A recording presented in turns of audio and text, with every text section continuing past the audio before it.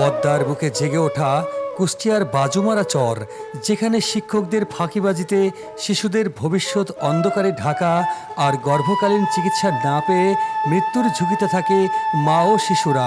সামান্য চিকিৎসার জন্য মেইন শহরে ছুটে চলা এই অবহেলিত মানুষের ভাগ্য আর তাদের এই বাস্তবতার গল্পই তুলে ধরছেন তৌফিক রানা।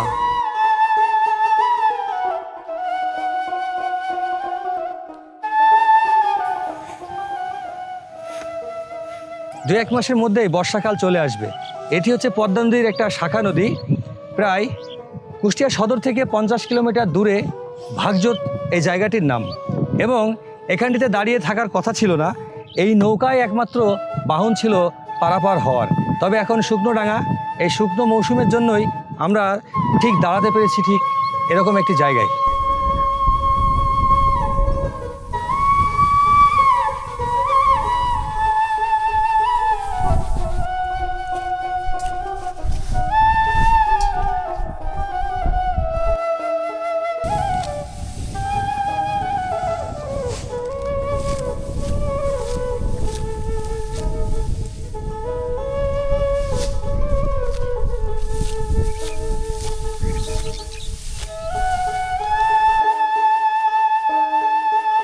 সামনে বর্ষাকাল চলে আসার আশঙ্কায় এই চরের মানুষ চরম আতঙ্কে দিন কাটাচ্ছেন।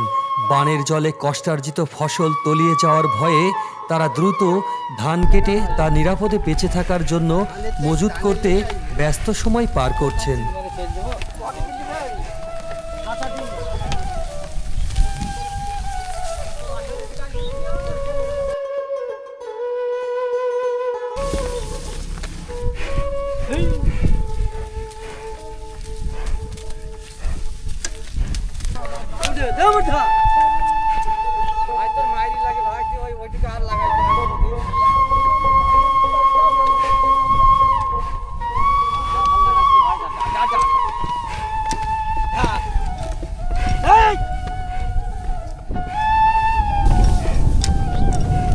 এটা হচ্ছে কুষ্টিয়া চিলমারির পদ্মার শাখা নদী ভাগজোত ঘাট।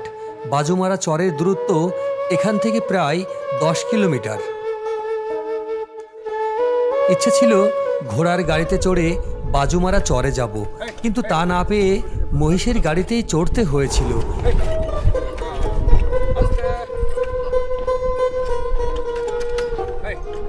বেশ খানিকটা ভয়ও লাগছিল গাড়ি চালাতে। আমি ডানে বললে ওরা বামে যাচ্ছে, বামে বললে ডানে যাচ্ছে। আমার কোনো কথাই শুনছিল না মহিষ দুটি।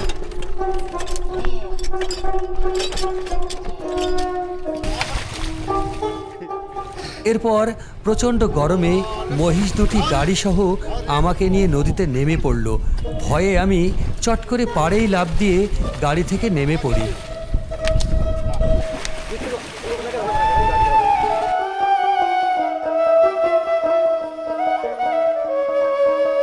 পদ্মার পানি এখন কম থাকলেও কিছুদিনের মধ্যেই এখানে অথই পানি জমবে ও নৌকা চলবে।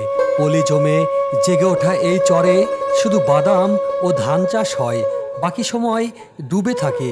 তখন কৃষকেরা বেঁচে থাকতে মাছ ধরে ও নৌকা চালিয়ে জীবিকা নির্বাহ করেন।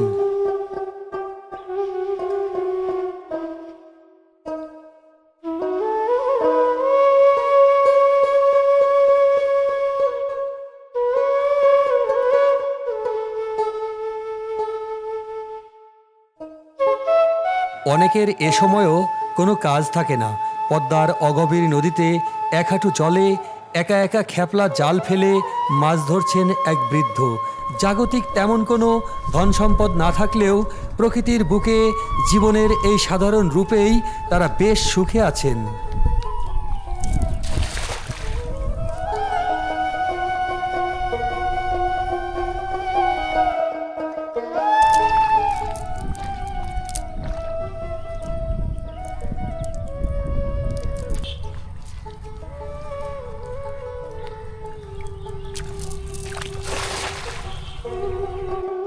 আবার কিছু মানুষ ব্যস্ত নৌকা মেরামতের কাজে।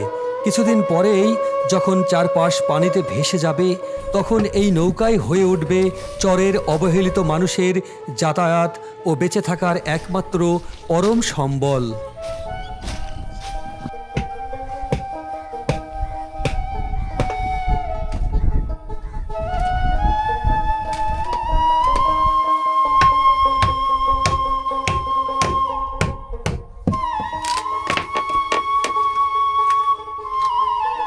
এখানে পুরা যে লাইনটা দেখা যাচ্ছে, পুরা লাইনেই কিন্তু নৌকার কাজ চলছে। এই যে এখানে অভিজ্ঞ কারিগররা রয়েছেন, তারা সকালে নাস্তা করছেন এবং কঠিন পরিশ্রমের মধ্য দিয়ে এই নৌকাগুলি তৈরি করেন। হয়তো আমরা জানি না, ভাবি যে হয়তো খুব সহজভাবে নৌকাগুলো তৈরি হয়, কিন্তু না, এই কাজ অত্যন্ত কঠিন।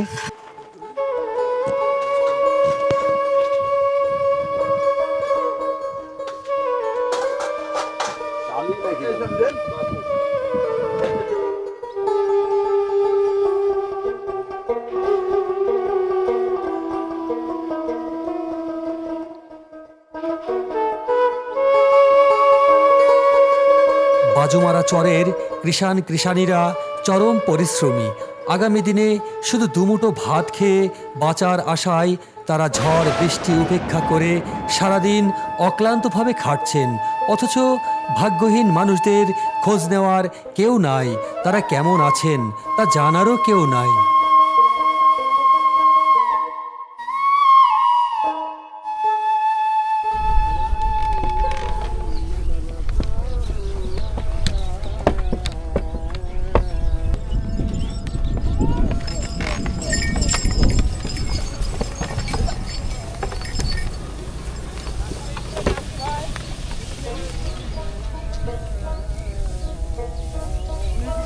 প্রান্তিক চাষির কাছ থেকে সরকার কখনোই ন্যায্য মূল্যে ধান কেনেন না, অথচ অসাধু ব্যবসায়ী ও সরকারি কর্মকর্তার যোগসাযোগে সরকারি গুদামে কাগজ কলমে ভুয়া ধান ক্রয় দেখিয়ে কোটি কোটি টাকা লুটপাট করছে। রক্ত জল করা কৃষকদের এভাবে ঠগাতে থাকলে দেশ ডিজিটাল হলেও শোষণের সেই ব্রিটিশ আমল থেকে বের হতে পারবে না। সময় এসেছে সিন্ডিকেট ভেঙে তরুণদের হাতে ব্যবস্থা তুলে দেওয়ার। তবেই বাঁচবে কৃষক, আর কৃষক বাঁচলে বাঁচবে বাংলাদেশ।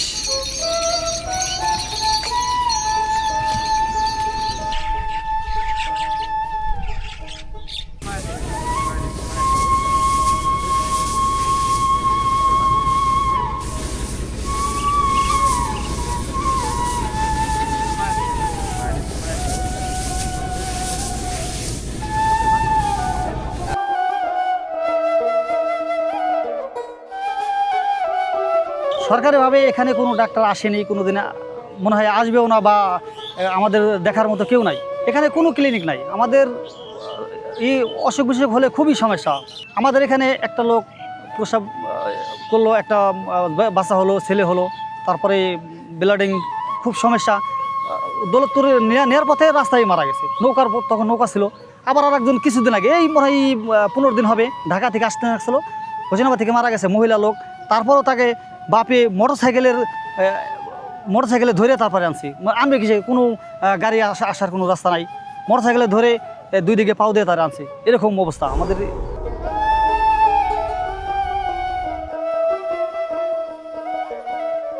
চরের শিক্ষা, স্বাস্থ্য, যোগাযোগ ব্যবস্থা ধ্বংসের মুখে রেখে বিশ্ব দরবারে কিসের উন্নয়নশীল দেশের গল্প শোনান? এসি রুমে বসে মানুষের মৌলিক অধিকার কেড়ে নিয়ে বৈষম্য টিকিয়ে রাখা যাবে না। কৃষকের রক্ত জল করা পরিশ্রমে দেশের চাকা ঘোরে, কিন্তু তাদের খোঁজ নেওয়ার সময় আপনাদের নেই। ব্যর্থতা স্বীকার করে তরুণদের হাতে দায়িত্ব ছেড়ে দিন, তবেই অন্তত মান সম্মানটুকু বাঁচবে।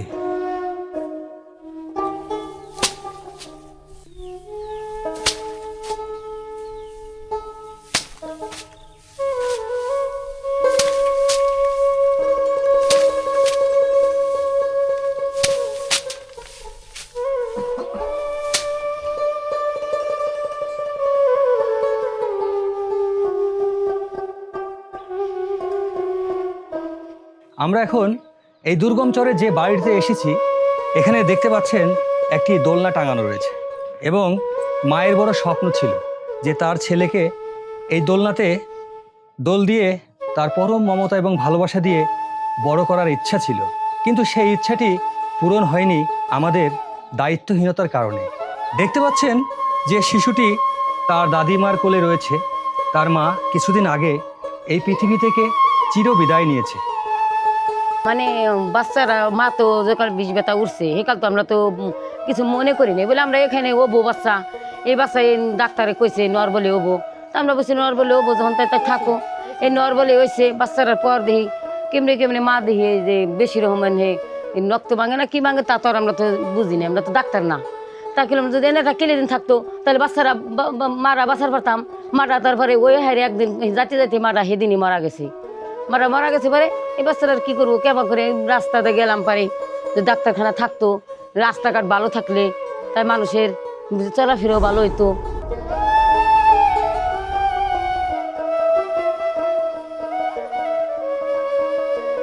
প্রসব বেদনায় বেবি খাতুনের অকাল মৃত্যু আর মায়ের মমতাহীন এই শিশুর কান্না আজ এক বড় প্রশ্নচিহ্ন। চরের নরবরের স্বাস্থ্য ব্যবস্থার এমন অবহেলা ও সুচিকিৎসার অভাব কোনোভাবেই এড়ানো যায় না। এ ব্যর্থতার দায় কার?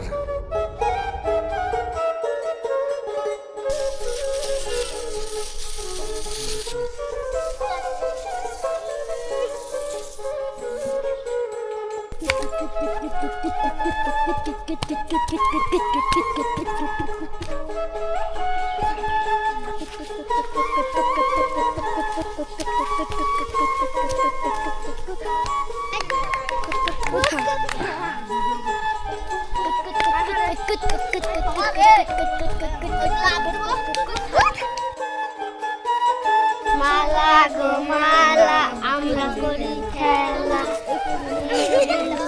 সে হলো এই যে কমলা লেবু চোখা লাগে মায়া লাগে। হ্যাঁ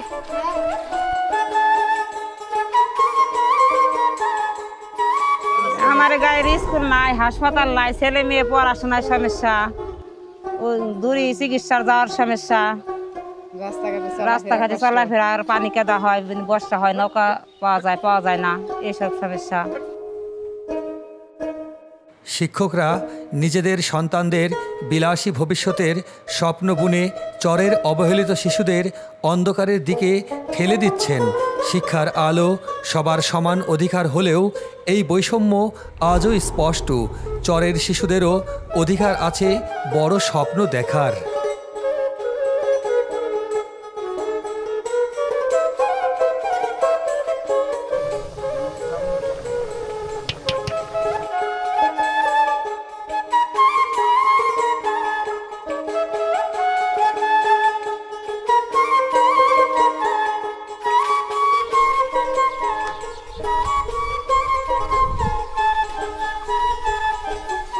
পরম যত্নে ও ভালোবাসায় একজন মমতাময়ী মা তার মেয়ের চুলের পরিচর্যা করছেন।